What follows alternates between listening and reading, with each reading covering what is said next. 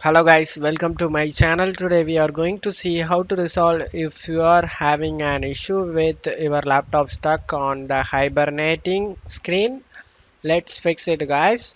Go to search menu and type control panel. Click on open it guys. Click on view by two large icons and select power options. In here select change plan settings.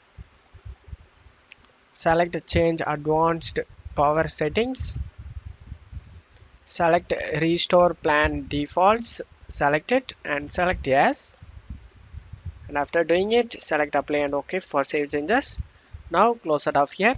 Now go to search menu and type cmd, click run as administrator and select yes guys.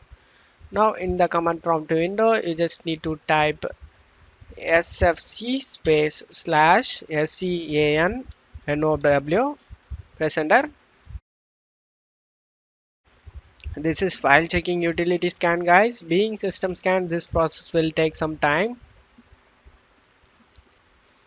Being verification phase of system scan, this verification 1% need to get 100% to complete it guys. After finishing it, go ahead and restart your PC.